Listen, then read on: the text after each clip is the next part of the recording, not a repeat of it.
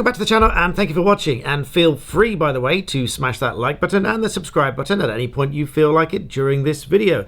Feel free also to exercise your freedom of speech as guaranteed and protected by the First Amendment, or if you're in Europe, by ECHR Article 10. But be warned and expect a little bit of British dry sense of humour and irony throughout this video, because irony is the catalyst for this video. So I've heard of a certain group recently trying to ban certain groups of YouTubers or lawtubers or whatever you'd like to call us. I'd probably prefer to call us legal commentators or citizen journalists or something of that nature, because that's sort of what we do. Even though everything everybody says is protected by free speech and the First Amendment, although of course recent people have discovered that that doesn't apply to defamatory statements, but by the by. And in pondering thoughts for this video, I was reminded of comments made against another fellow YouTuber along the lines of, I don't like him because he goes to film things whilst talking about them. And then, of course, my first thoughts turned to news companies, because that's sort of what news companies do as well. Only they employ professionals to go out and film it, record the sound, and stand in front of the camera talking about events whilst they're being filmed, which is sort of exactly what he was doing. Now, in terms of this current case, the Depp Heard case, and the reason lots of people have been talking about it, well, there are lots of reasons that different people have been talking about it. I've been vocal about my reasons for talking about it, one of which is in my Black Belt Secrets video, because those kind of personal thoughts sort of belong on a separate channel, so I've linked that in the description below. That is Black Belt Secrets, so the secrets of a black belt's life, if you like. I've linked that video in the description below. Why I've decided to talk about it, because I think there are some serious issues to talk about here, which is why I decided to talk about it. But other people have decided to talk about it for all of their own reasons, but they don't need reasons to talk about it, and quite frankly, no one can exactly stop them from talking about it, provided, as I say, they stay within the lines and the curtilage of not making defamatory statements. And if they do make a statement that some people might think of as defamatory, then so long as it's couched in opinion with some evidential basis or factual basis to form that opinion in the first place, then it's most likely not a defamatory statement. But also, if it is the truth and it's been legally argued and evidence has been raised and perhaps even a jury has come to a unanimous decision on certain things to say that this is what we think of what's been said previously, then all of these things can amount to essentially just speech, free speech if you like, which is protected around the world.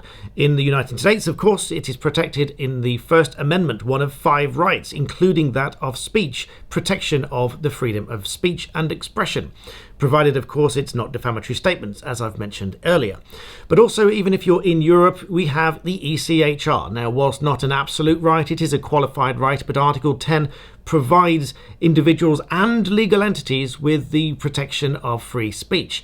In fact, one of the very first cases that a court found that there was a breach to the right to the freedom of expression, as it is known in Article 10. This also led to the protection not just of the expression, but also the means of disseminating them as well. Dissemination, of course, meaning just spreading it around and putting it out and allowing someone else to see it. So that might be online, it might be way of newspapers, and perhaps, just perhaps, it might be in the form of YouTube videos, because lately I suspect more people are getting their news and their consumption of daily material via video rather than any other medium. And accordingly, not with the little irony, the first case to which I referred was a newspaper company, the Sunday Newspapers Limited, a corporate entity, against the United Kingdom in 1979.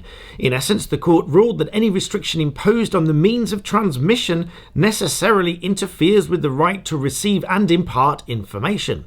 In other words, case law has protected various dissemination, including orally, printed form, radio broadcasts, painting, whether through symbols, leaflets, demonstration, films, and electronic information systems. So I'm sure within there in that definition somehow you can squeeze in YouTube. Now, if you wanted to learn a little more about Europeans' version of the US First Amendment protecting free speech and the freedom of expression, I might recommend a guide to the interpretation and meaning of Article 10 of the European Convention on Human Rights by Tommy Mendel, the Executive Director for the Centre of Law and Democracy.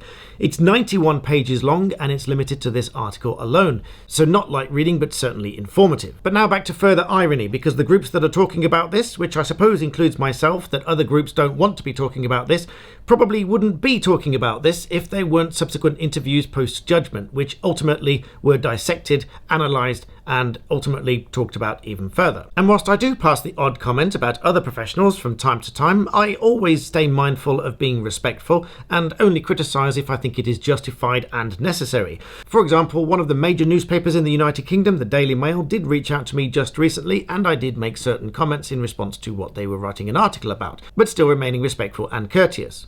Sometimes, however, without actually interacting with certain people, they somehow block me on Twitter. Presumably because I didn't like what I had to say, and they were free to block me, of course, but I do find it a little ironic that when some people campaign for free speech, they block me because they don't like what I have to say. So in response to the lots of people that have asked me for my views on the attempts to shut down certain YouTubers or groups of YouTubers or LawTubers or whatever people would like to call us, I would just direct the thoughts back to those that are making such comments who probably believe in free speech and protecting free speech, which is essentially all we are doing, just like the news corporations. But anyway, I hope you enjoyed those views. Please do feel free to smash that like button, as you are free to do so, and express yourselves in the comments, but I would avoid defamatory statements if I were you. And in the meantime, thank you for watching.